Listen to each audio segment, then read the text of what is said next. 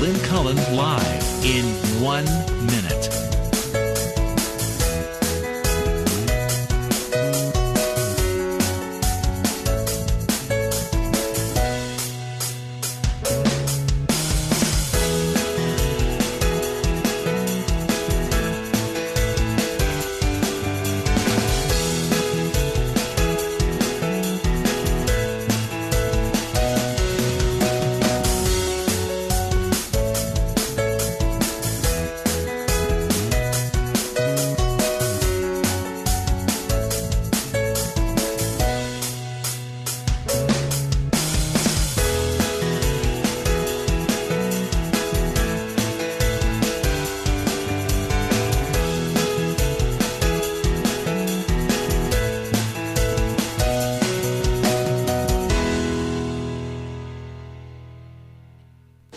Welcome to Lynn Cullen Live at pghcitypaper.com. Email your questions and comments to Lynn at pghcitypaper.com.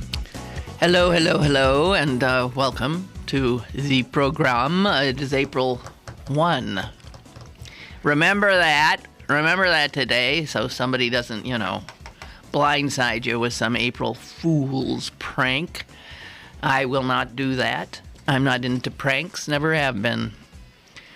All right, it's Tuesday. Susan will not be joining us today, so is you and me and whatever. And this dang strobe light! Stop it! Stop it! I've never been in a building that does no more fire alarm things. God, stop! All right, okay, it'll be over in a second. I think. Okay. Well, let's see here. This mayor, we'll get it at Jordan Miles just a second. I know that's the big story. It's so unsatisfying. All right, so it's like kissing your sister. The mayor puts out his schedule every day, most unlike the former mayor. And, come on, I thought they stopped. Okay. I'm sorry, guys. It's really, I can get a migraine headache from this. I gotta watch it. I gotta not watch it. That's the thing. Is it still going on? Yes. No. Yes. No. Yes. Jeez. Stop it. Okay. So, this mayor puts out his schedule. I'll just close my eyes. And his schedule for today. Well, how am I supposed to read it with my eyes closed? Oh, no. Starts at, wow, he's an early, 6 a.m. He's already on the job. 6 a.m. He's, says here, he's breakfasting with Luke Ravenstall. What? Yeah, 6 a.m., breakfast with Luke. 7 a.m., press conference on Puffy Vest initiative. What? We've gotten 2 whats from Jess. Let's see. I guess that press conference is going to take a while because we don't have anything here until 10. 10 to 2, the mayor is going to be doing a tour through city neighborhoods, driving a street sweeper. And at 3, he will take his daily swim in the Mon. At 4... He does not swim in the river every day. Will you? Come on. Come on. Did I not say? You still don't get it. Jeez. I just said don't let anybody blindside you. It's April 1. She's absolutely... Peduto had breakfast with Ravenstall. And then he had a press conference about puffy vests, because he wears those puffy vests a lot. Yes. The daily swim in the Mon is what did it for you, huh? Yeah. I've had a rough morning. 4, he's still down on the river, though, Jess. He's going to be fishing with County Executive Rich Fitzgerald at the Point, and be attending a fundraiser for Jack Wagner for Governor 2022 at 5. Well, we'll give the mayor's office credit for trying. Wasn't particularly funny, but got Jess. That's not saying much though, because she's a little. She's having a bad. Yeah, I know, and I totally give. Yeah, she's having a bad morning, so she's you're it's okay. It's okay. How about them Buccos? Wow, man, that was a nail biter. That was a great game. You know, if you're not a baseball fan if you didn't think that was a great game, because there wasn't enough scoring. So that was a great game. And I'm pleased to see that the Boo Birds for Bonds did apparently get pretty much drowned out. Not that I want to cheer the guy, but I didn't want McCutcheon's moment to be ruined by that. So that's cool. And perfect day for baseball and a perfect start to the season. That's all I have to say. Meanwhile, downtown, not too far from PNC, the jury. The jury in the Jordan Miles case announced it had a verdict. It had arrived at a verdict, which, to my mind, makes no sense at all and is so unsatisfying as to be almost, I don't know. I feel so sorry for this kid. I'm so glad that he said, and I hope he really thinks it, that he feels like he can get on with his life now, that he in fact feels that it was a victory for him, that they did at least acknowledge that he was falsely arrested.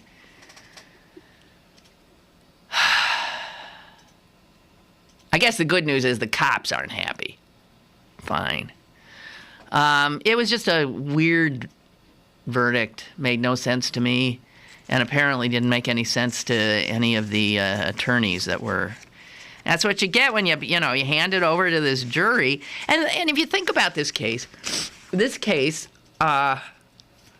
was pretty much he said. Well, I can't do a she. But it's a he said on one side and a he said on the other. So you have the three cops sticking to their story, and you have Jordan Miles and his story, and you have a few little pieces of evidence that pop in, which can then be interpreted, and which were interpreted by the attorneys for both the police and for Jordan Miles to, spin their side of their story around. And I mean, I guess you can't blame the jury. They don't know what Chris Potter has said forever that he doesn't think a jury will ever find cops guilty. Well, here they sort of did. But how you say that they shouldn't have arrested him, that it was a false arrest, which is what they found them guilty for.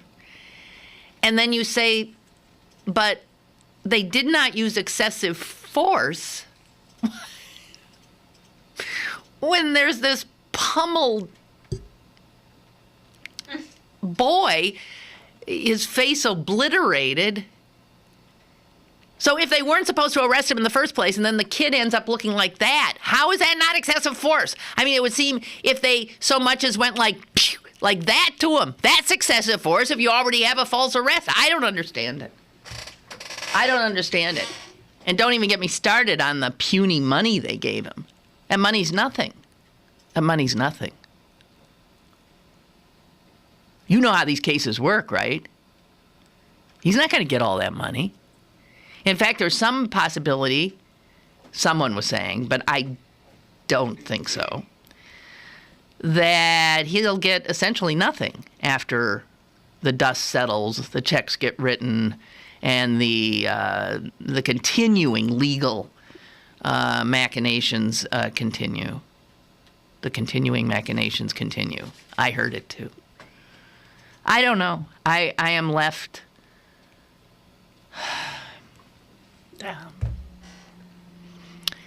In some respects, it's better than what I'd hoped for because I just saw another exoneration of the cops. But on the other hand, this just doesn't feel right.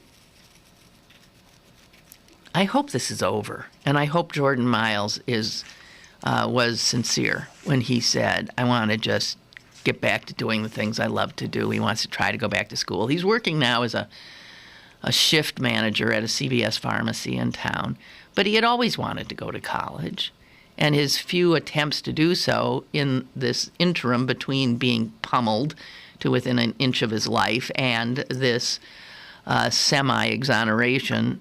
Yesterday, he's been, just in a clearly psychological bit of a mess and unable to sort of do the kinds of things that he wanted to do. He hasn't been able to focus. Who the hell knows? He's also just a 22-year-old kid. I mean, I got a 22-year-old kid. And he is a kid. He's growing. He evidences his young manhood on occasion, but on other occasions, he's, one step removed from a 14-year-old. 22 for boys can be very young. And to have had to endure all that, oh my God. So, that's all I have to say on that. If any of you want to say some more, feel free. I mean, the sad thing, when I said the money's nothing, the city offered him, Jordan Miles, 3 years ago, offered to pay him $180,000 to just go away now. We'll give you $180,000. Go away. And he said no. And he didn't get that much from the jury. So, some are saying that the way the law works, that if a defendant, and the defendant in this case was the city, because it was the employer of the police, if under federal rules, a defendant makes an offer that is rejected, and it goes to trial, and a jury later awards the plaintiff less than the defendant had initially offered, then, according to federal rules, the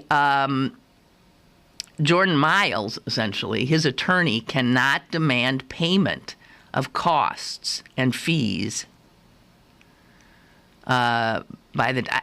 I don't. This doesn't make any sense to me at all. Anyway, Jordan Miles' attorney says that's baloney. The offer from the city to give Miles $180,000 came before any of the two other criminal trials and was only related to the city, not to the officers. That it was the city trying to buy its way out of the litigation. I don't pretend to know, but quite clearly this is where the jury has spoken, but the lawyers will continue to fight. I just hope this young guy goes and gets on with his life. How the jury says no excessive force is beyond me. Beyond me. I'm being told the video is very bad today. Yeah, it's choppy for me too. It's better now, but it was choppy at first. We acknowledge it is choppy. Why is that? I'm not sure. I thought it was the internet here, but it's better now. So we sort of look like the Eagle Cam? Yeah, it did. It did. For like the first 5-6 minutes. I just said that to annoy those of you who are sick and tired of me talking about the Eagles. Although it remains just fascinating to watch. Fascinating to watch, if you ask me. Yes, ma'am. Oh, we have a caller. Hello, caller. How you doing today? I'm on here. Okay. Hey, did you see the trust fund baby from DuPont? Yeah. Tell me. And he raped his 2-year-old daughter. Yeah. And they let him off on probation because they did a plea deal because they didn't want to put the 2-year-old through that. Now the son of a bitch is out. I guess he even molested his son, too. They have some evidence of that. But the prosecution, they went okay with it. And then you got people in jail right now in prison for nonviolent crimes and drugs. Right. Staying for life. I personally say you do it one time, I think you should put the death penalty, too. That's just how I feel about the situation. But for molesting a child or raping a child. Like Jerry Sandusky, he shouldn't even be alive, as far as I'm concerned. Yeah. Well, I understand the inclination. I know. I mean, I understand. But, I have seen little squibs about this where it says, like, some heir gets... I thought it was, what I kept seeing is that they didn't give him a jail sentence because he wouldn't be able to handle jail well. That, too. The judge I heard. Said that, too. I couldn't believe that. Well, and I'm thinking, so what? Yeah, who cares? It was one of those things that I saw, and just the little I saw started to make me feel like my head wanted to explode. So sometimes I then don't go further. I thought I don't even want to know. But yeah, that's all I saw. That no, we can't put this million gazillionaire in jail because he's not used to such difficult circumstances. Yeah. So I know he raped his 3-year-old grandchild, but come on. Yeah. Poor little rich guy. It's beyond belief to me. I don't know. I cannot even imagine. So I averted my gaze from that story. Unbelievable. And the judge possibly have got campaign money for the DuPont. So dear Lord. Had something to do with it, too. The outcome of it. Yeah. Well, this is the United States of America. Equal justice under the law. Two justice system. One for the rich, one for the poor. That is correct. See ya. Bye. Bye. Who's arguing the point? Huh? Oh, God. All right. Tell you what. Let's take our first break, and then we'll come back and talk some more about stuff in the news, like Obamacare. After this. Stick around for more with Lynn Cullen live after this. Welcome to today's lottery drawing. And today's winning numbers are not yours, not yours, and another number that's not yours. And the final number is not yours. When it comes to having money, don't rely on luck. Brew your own coffee at home instead of buying that latte. Brown bag it to work instead of ordering in. Go to feedthepig.org for more free ideas on how to save. Feedthepig.org. This message brought to you by the American Institute of Certified Public Accountants and the Ad Council. Berg Bargains is your best bet for great deals in the Berg. Log on today for exclusive bargains from your favorite local restaurants like Blue Line Grill, Dell's, Ibiza, and Verde. Plus discounts on gift cards to H&M. BergBargains.com, Pittsburgh's best bargains. BergBargains.com. You're listening to Lynn Cullen live at pghcitypaper.com. Once again, here's Lynn Cullen. I'm hoping that the video has relaxed for you. It has for us here. That's the only monitor we have. And it was choppy initially and now seems fine. So if that's not the case, I guess let us know, because we would like this to be as wonderful an experience for you as it is for us. All right, so Obamacare, first open enrollment period has now finally come kinda to an end. Isn't that wonderful? And unbelievably, despite the efforts of the Republicans, it's pretty much reached its initial goal, pretty much, of whatever that was, 7 million? But that's just the beginning, because it's just 7 million who've enrolled through healthcare.gov, plus the state exchanges. That doesn't take into consideration all the new people who are now insured because of Medicaid expansion, or some of the other things in the Affordable Care Act that allowed parents to keep children up to the age of 26 on their plans. Also, for God knows how many women. I mean, you're seeing this stuff already happening. Women who had to pay for a mammogram. Now you don't. There is no, you don't. You get a mammogram and it's paid for. Or finally, contraception, affordable. Finally, you cannot end up essentially bankrupting yourself because your plan has hit some ceiling, some number, and they won't give you any more money. Those ceilings are gone. You can't do that. Not allowing somebody to get health coverage because they had disease, a condition, something before, like who the hell doesn't? And that would then preclude them from buying insurance at anything like an affordable rate if they could get it at all. All that stuff is history. Because Barack Obama got the Affordable Care Act through a recalcitrant Congress. So recalcitrant, not one Republican voted for it. Fine. History will show that, as has been the habit of the conservatives, they are always, give them that. There's consistency.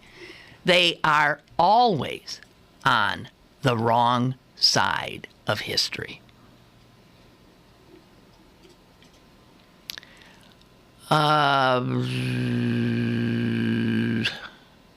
And for the first time, a poll shows that Americans support the Affordable Care Act. This is another Republican nightmare. That the longer it's out there and the more people who are insured and seeing the benefits to them and their families of the Affordable Care Act, the number of people supporting it, grateful for it, will grow and grow. Despite the efforts of the Republicans and their media noise machine to mislead, to lie to the American people about what the Affordable Care Act is.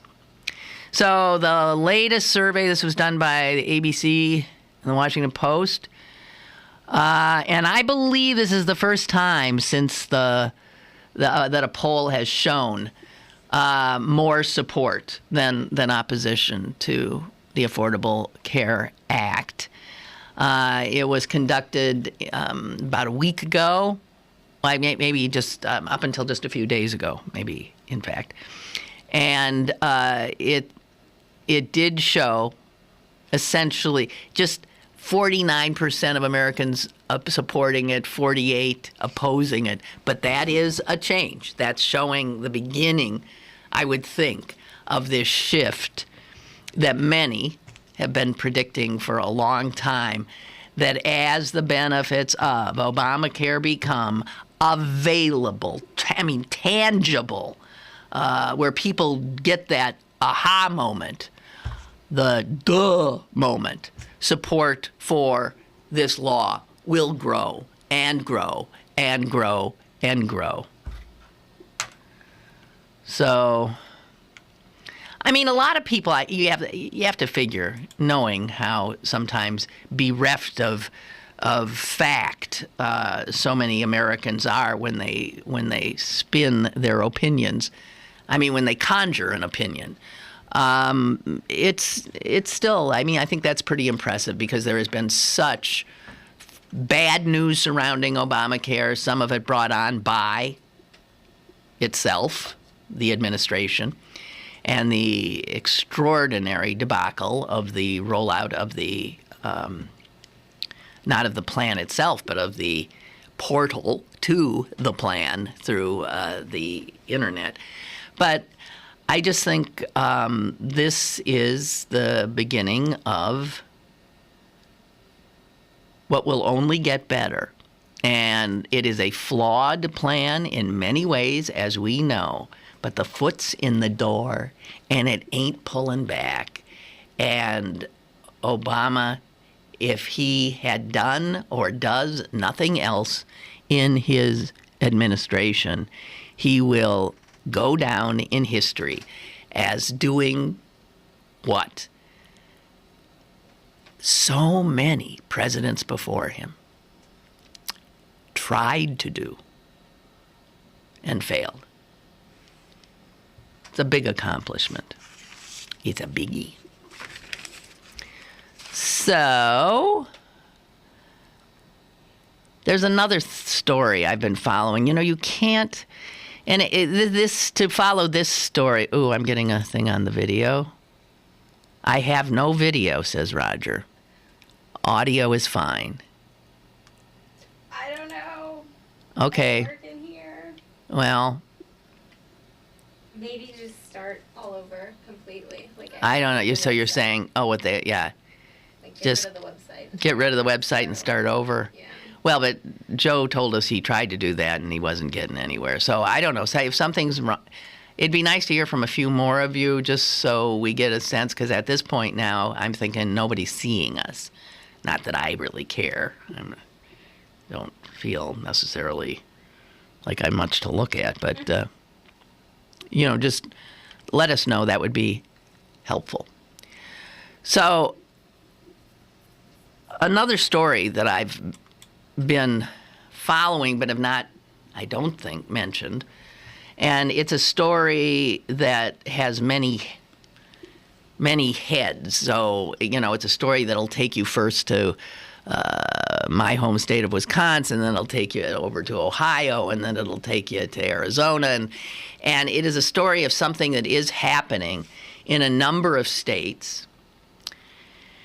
And it has to do with legislation that is being passed. And there is a sort of a sameness of what these laws are about, although they may differ in detail. And the states in which you are seeing this unfold are states like ours that are controlled by the Republican Party, where a governor of the party sits in the state, in the governor's office and the state house. Both houses are also controlled by Republicans. Now, what do Republicans do when they want to win an election? Well, if you're paying any attention at all over the last few years, or even beyond that, what you will note is what they do is they try to change the rules.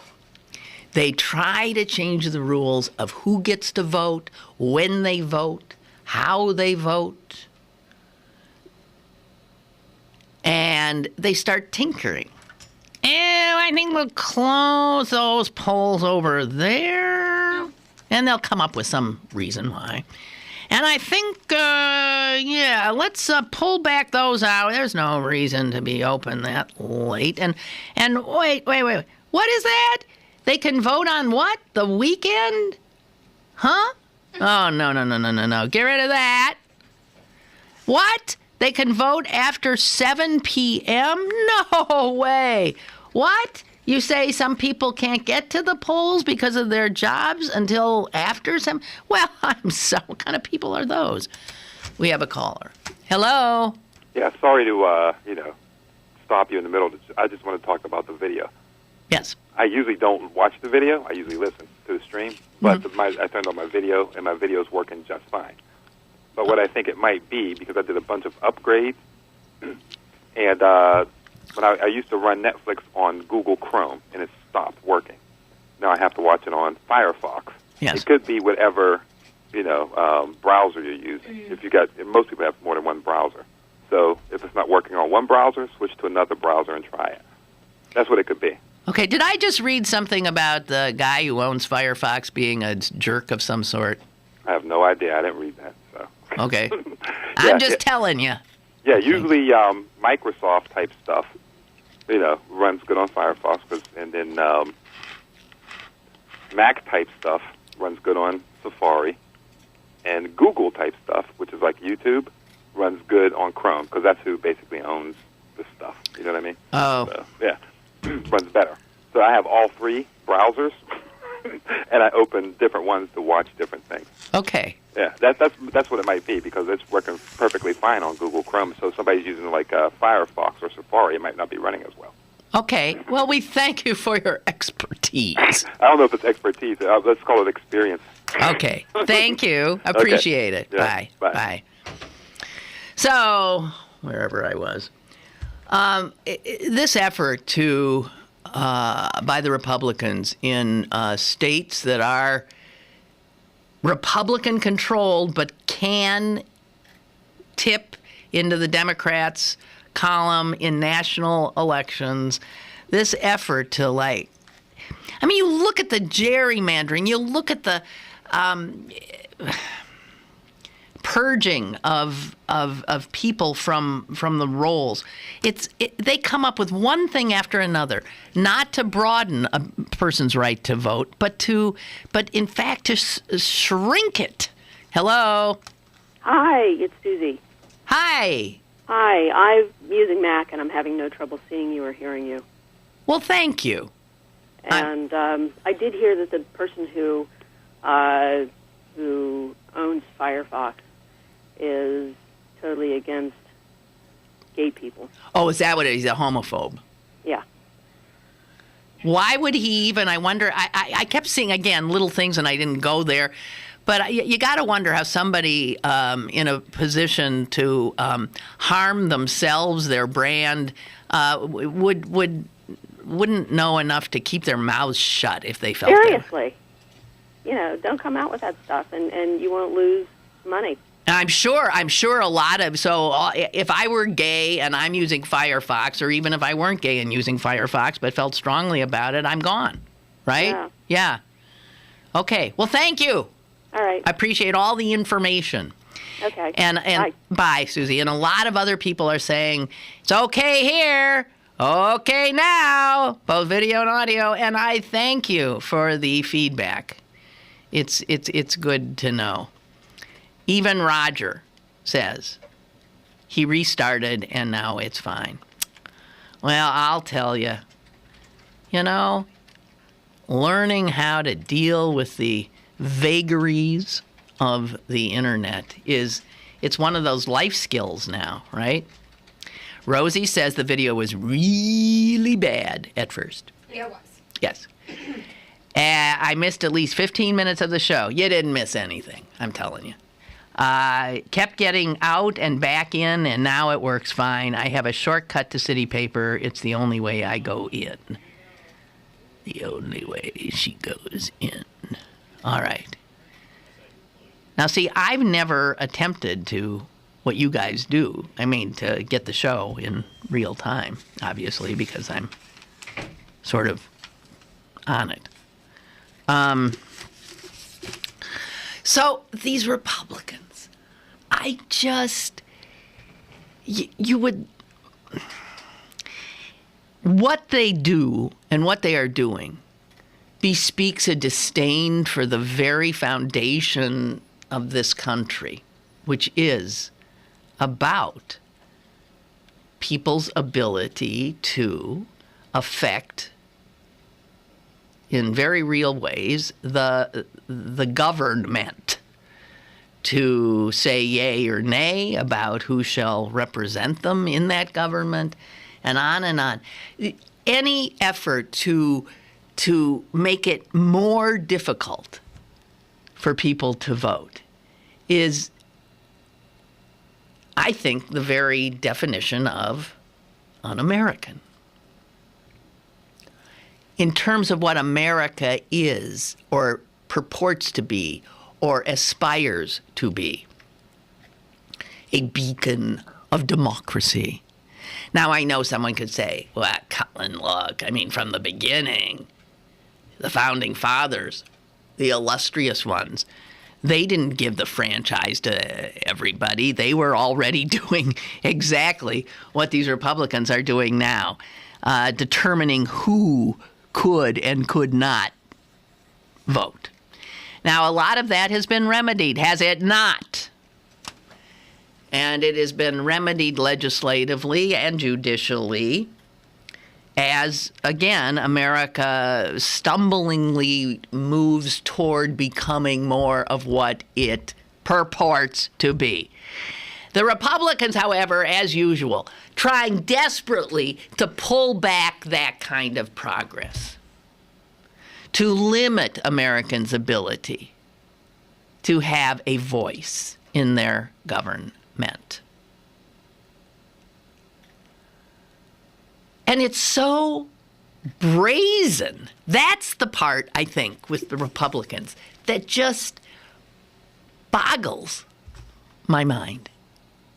Their brazenness about what they're up to.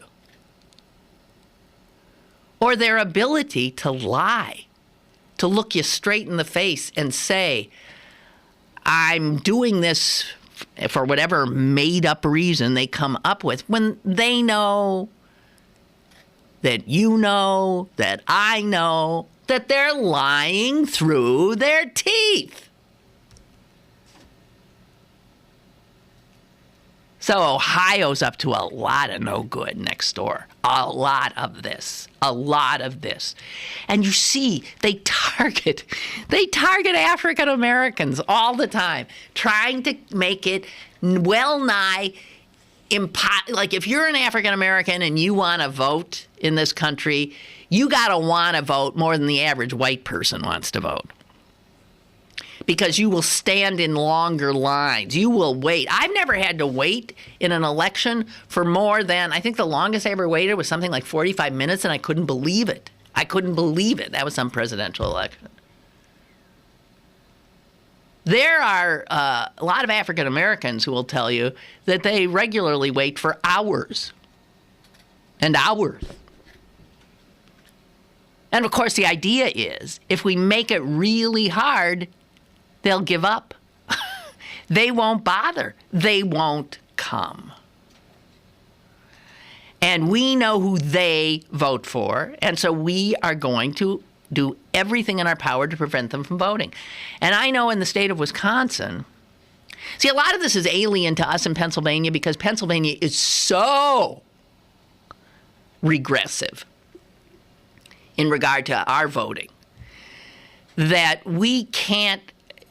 I mean, you hear about weekend voting and you're thinking, what? Weekend voting? Weekend voting? You know, here you vote on Tuesdays. That's it, Tuesdays. And if for some reason you can't vote on Tuesday, well, you can fill out forms and beg for the ability to get an absentee ballot or something. I mean, we make it very hard in this state.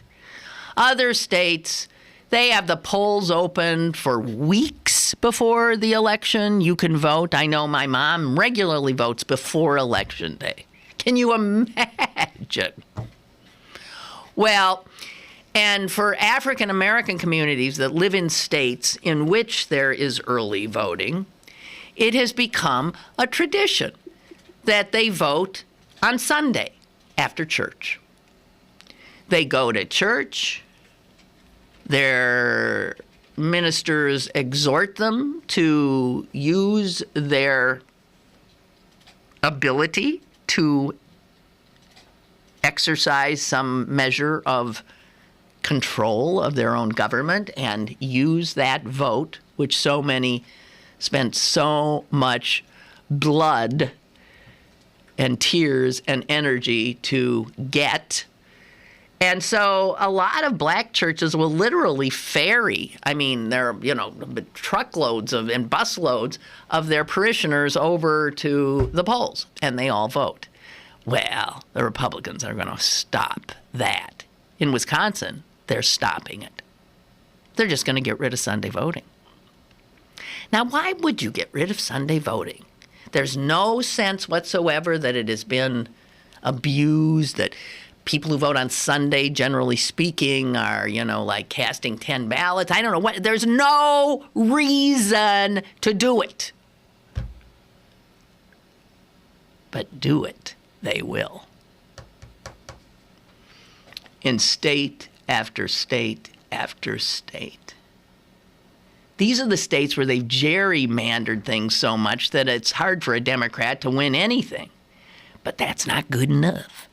So then you got to make it really, really hard by closing polling places, by moving them without much notice so somebody doesn't even know where they're supposed to go all of a sudden, changing the hours, changing how, and we know about identification, voter ID, because we're still fighting that. The ACLU is on our behalf here in Pennsylvania. You would think that a party that purports to stand for and uphold the values of the United States of America would be ashamed to spend so much of their energy trying to make it difficult for Americans to vote. You would think. But then again, as I said, we're talking about Republicans and their brazenness in their efforts to, and their desperation, let's put it that way, to maintain power is just breathtaking. We might be seeing the last gasps of the grand old party. They're going to have a pretty good November. We know that. I doubt if they'll have a good November 2 years hence. And then after that, man, no matter how they tinker and put padlocks on voting things and maybe even, I can just see them like strewing banana peels in African American neighborhoods that, on the sidewalks heading in. It will all come to naught by virtue of the demographics of the United States and also the fact that they are selling nothing except the word no. They have nothing to offer but recalcitrance and macho bluster on the global scene. I've never much liked that party, but it has become, to me, and I think to a lot of others, a grotesquerie.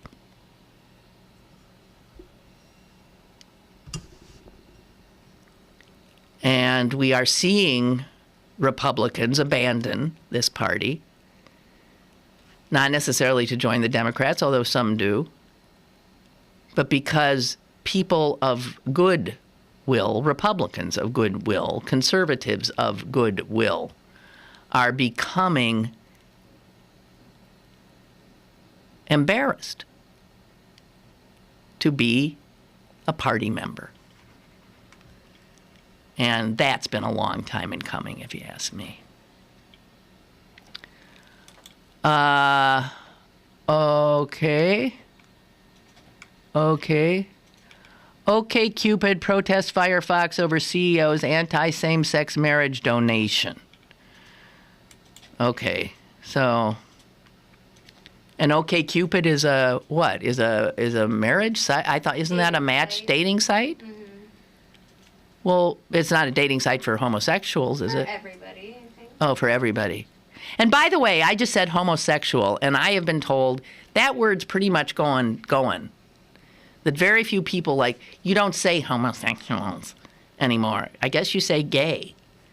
And gay means gay and lesbian, actually, does it not? Is gay, that's funny. If gay were just to mean males, because then you get into that same gender craziness.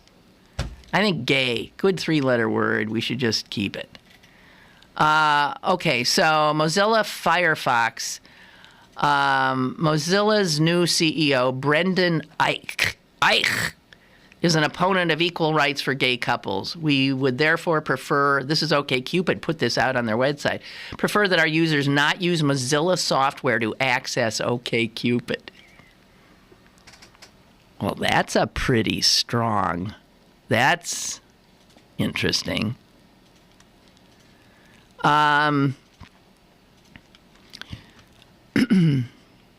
Let's see. So they suggested people go instead to Google Chrome or Opera or Safari, and then they misspelled Internet Explorer and called it Internet Exploder.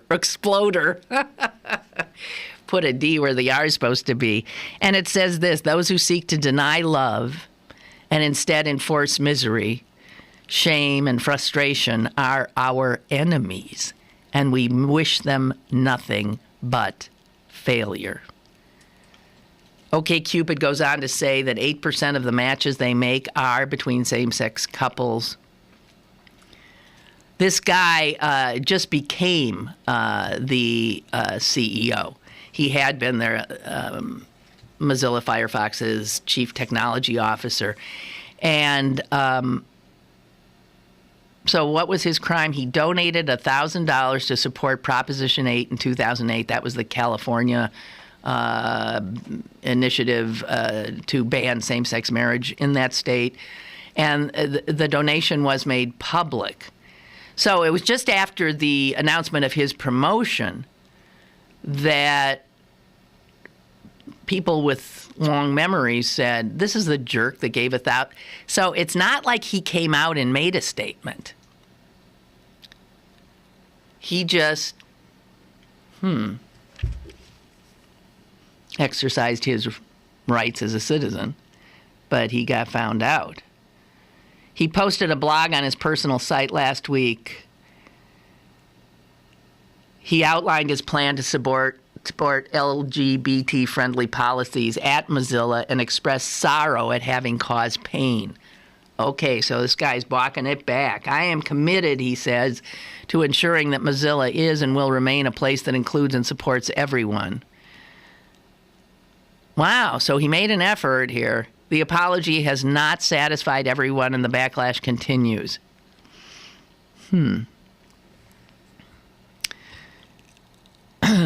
So, there you have it. I find OkCupid's actions here more amazing than his. I mean, he just wrote a check to something that he personally, I guess, thought, whatever, it's his right. He probably didn't have any sense that it would be made public. It was made public. 3 years later, he gets promoted to CEO. Somebody remembers he wrote a $1,000 check for this and that. And he has now apologized, whether he's truly come around on how he feels. I don't like bullies on either side. This seems a little bullyish if he's made an effort to back it off. That's just my initial reaction. I mean, there are a lot of worse people than people who wrote I don't know. It just doesn't seem... his crime doesn't seem to rise to... I had thought he'd done or said something outrageous. I don't think you can say that's outrageous.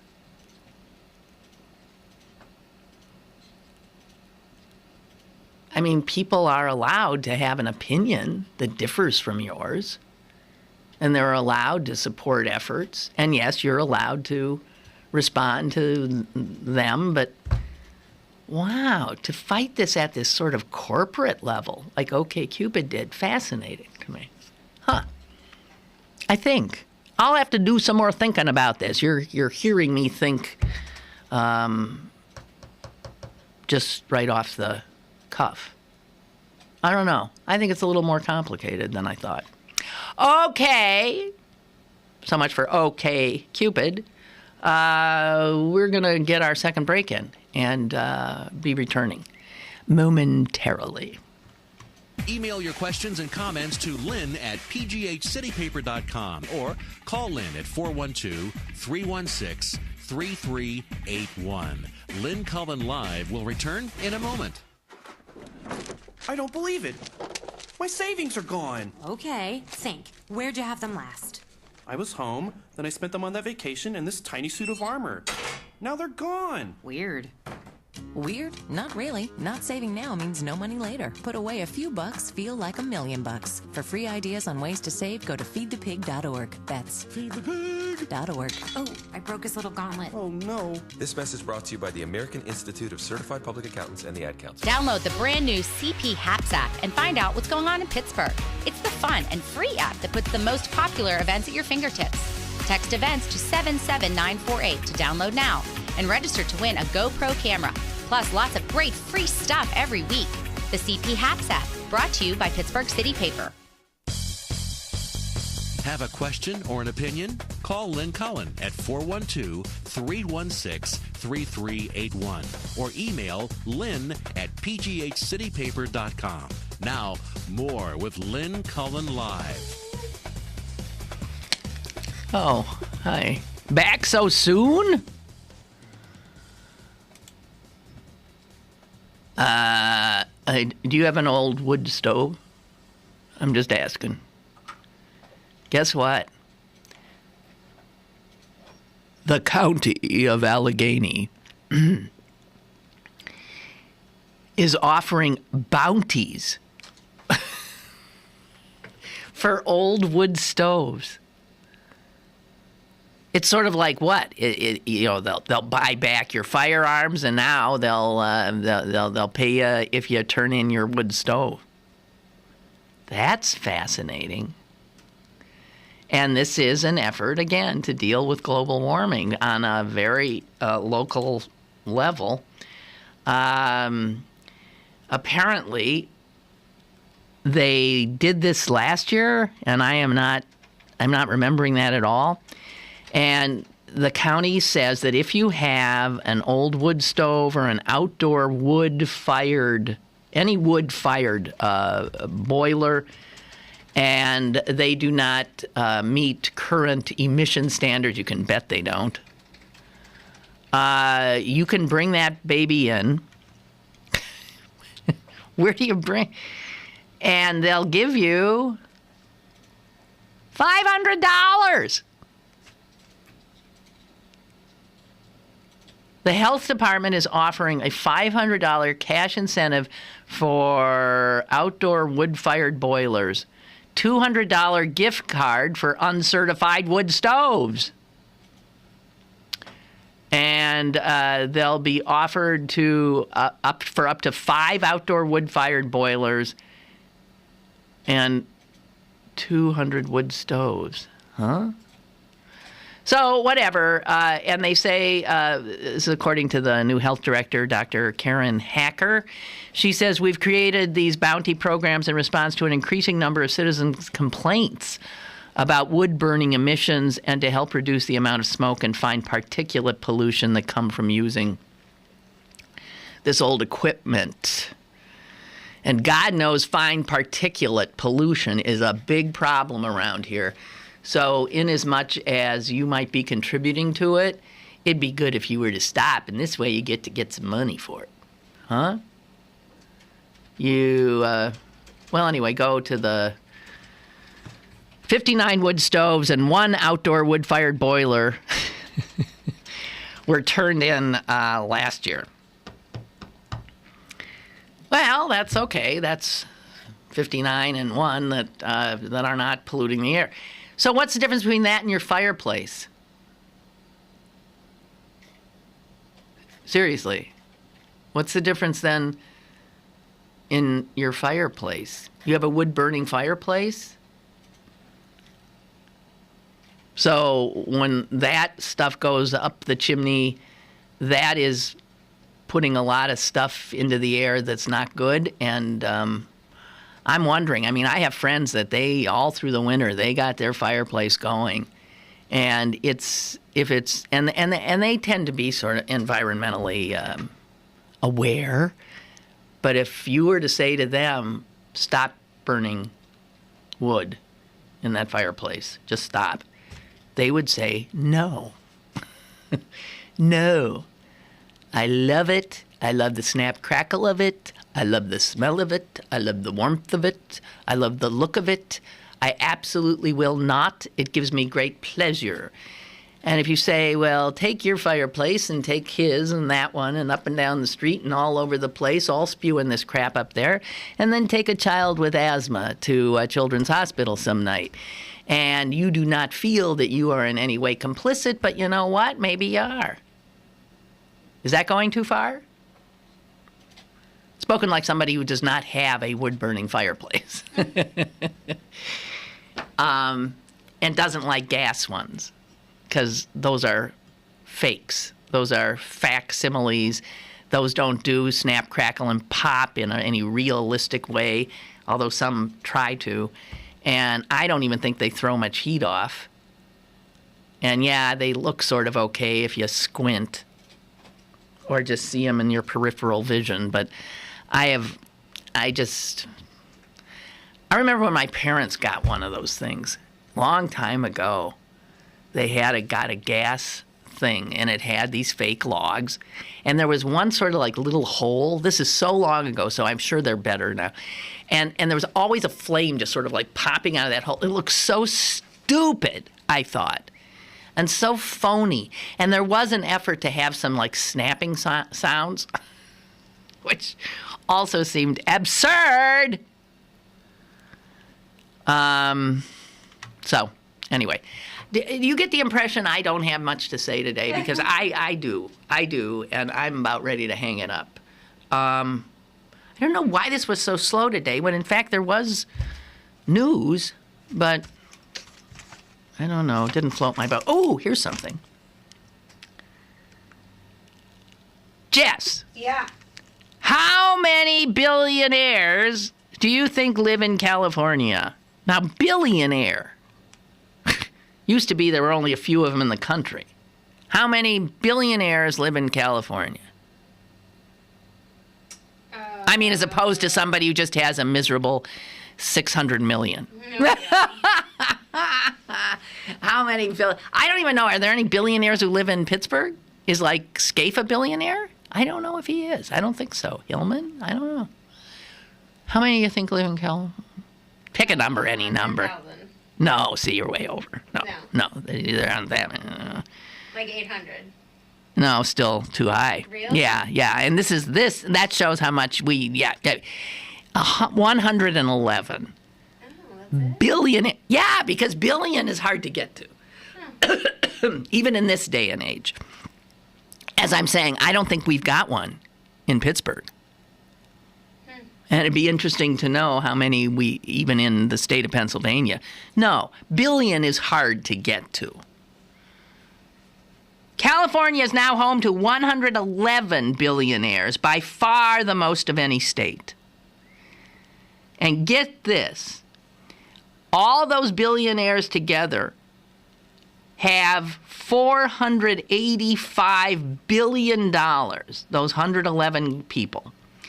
And that $485 billion, which those 111 people control and own, is more than the GDP of every country in the world except 24.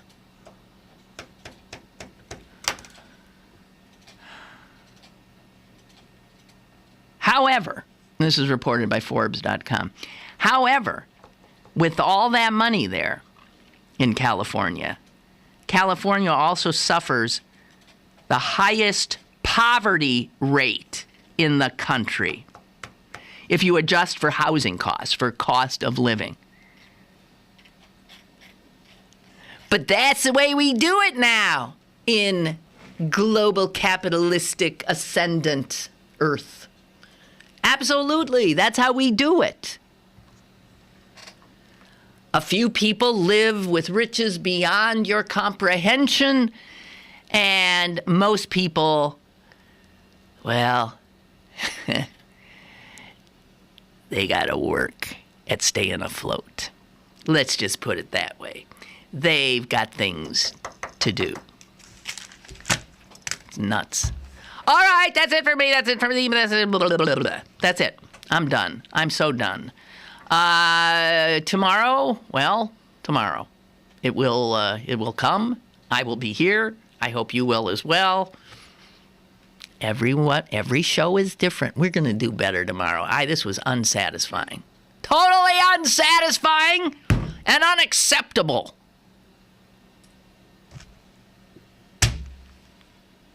I'll work on her. Bye.